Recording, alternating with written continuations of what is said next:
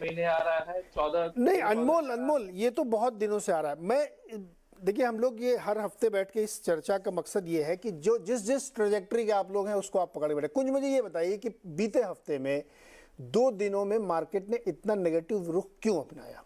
उसको ऐसी क्या नई बात पता चल गई जो उसको पहले से नहीं मालूम है? तो मुझसे पूछा आपने नीरज जी। जी कुंज, आपसे। जी। तो तो अभी क्या है कि हम बाजार की इस स्थिति में है कि बाजार में कोई ट्रिगर नहीं है। अब नेक्स्ट ट्रिगर जो मार्केट के लिए आएगा वो दिसंबर क्वार्टर नंबर आएंगे जो 8-9 जनवरी के आसपास शुरू होंगे। और कोई ऐसा नंबर आने वाला नहीं है। दिसंबर वापस खत्म होगा तो 1 या 2 तारीख को ऑटोमोबाइल सेल्स नंबर्स आएंगे। मैक्रो इकोनॉमिक नंबर जैसा मैंने पहले भी कहा आ रहे हैं कि पिछले एक हफ्ते में हमने सीपीआई डब्ल्यूपीआई इंडिया का देखा, यूएस का देखा, यूएस फेड और इंडियन आरबीआई का रेट हाइक का एक्शन देखा जो एक्सपेक्टेड लाइंस में था। तो जो मार्केट को अफेक्ट किया है, मैं बहुत छोटे में अपनी बात करूं तो एफआईआई का जो फ्लो सडनली 1 दिसंबर, 30 नवंबर, 29 नवंबर, 2 दिसंबर के आसपास पॉजिटिव टर्न होके निफ्टी को लाइफ हाई 18,800 900 पे ले गया था। और उसमें भी मिड कैप स्मॉल कैप का पार्टिसिपेशन नहीं था, ये बात हम ध्यान में रखें, जाके याद करें अच्छे से, और अभी भी नहीं है।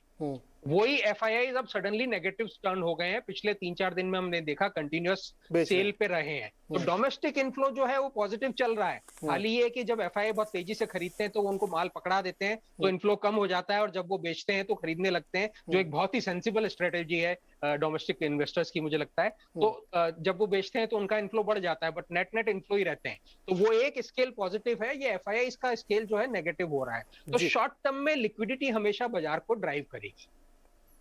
एफआईआई ने 5,500 करोड़ बेचा है दिसंबर के महीने में अब तक, तो ये एक फिगर है, और 9,000 करोड़ डीआई ने खरीदा है। तो डीआई लगातार खरीदारी कर रहे हैं। एक और इस चर्चा का एक और हिस्सा बनना चाहिए, वो मैं आप लोगों के साथ डिस्कस करता हूँ, फिर हम लोग थोड़ा और स्पेसिफिक्स में जाएंगे।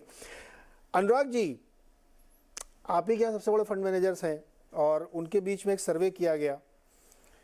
उस सर्वे की कुछ फाइंडिंग्स है, उस पर आप लोगों की व्यू जानना चाहता हूँ। वो सर्वे में ये कहा गया कि 2023 में जब हम लोग इतना मान के चल रहे हैं कि आप अब अनमोल तो कह रहे हैं 6.5% तक जा सकता है, आप कह रहे हैं 5.25 तक गिरता, मतलब जो भी जाएगा लेकिन नेगेटिव होगा वो, कि वो कह रहे हैं 2023 में दुनिया भर के बाजारों में इक्विटी मार्केट में सेकेंड हाफ में रिकवरी आनी तय है, और उनका मानना है कि 10% का एवरेज रिटर्न भी आ सकता है।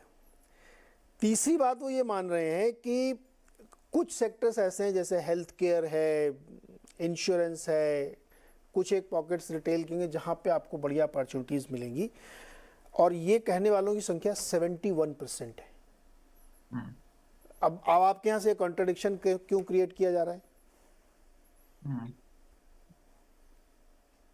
तो नीरज जी, एक तो ये जो एक्टिव फंड्स है ना डेवलप्ड मार्केट्स में, ईटीएफ्स का बहुत बड़ा रोल है, which are passive largely, right? क्योंकि एक पॉइंट पे यहाँ पर भी वो फेज आ चुका है जब फंड फ्लो बहुत ज्यादा बढ़ जाता है, और जब एक बार म्यूचुअल फंड्स, और इंडिया में बड़ा जल्दी ये समय आएगा। मैं सुन रहा था, आई थिंक अनमोल ने कहा कि देखिए म्यूचुअल फंड तो बहुत बुलिश है। म्यूचुअल फंड्स तो बुलिश होते ही हैं हमेशा, क्योंकि वो तो इन्वेस्ट करना ही है उनको, तो they can never be bearish, right?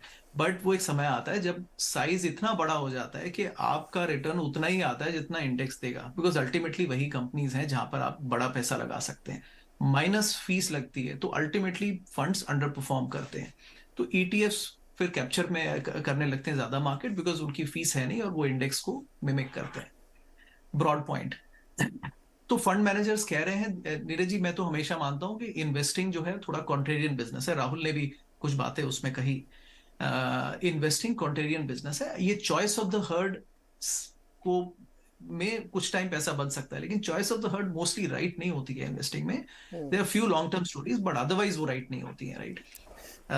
तो म्यूचुअल फंड्स बुलिश होंगे, लेकिन आई मीन आई विश वो इतना प्रेडिक्टिव पावर अगर उनमें होती तो हमें पहले ही बता देते 2022 में क्या होने वाला है। हम पहले ही साइड में बैठ जाते।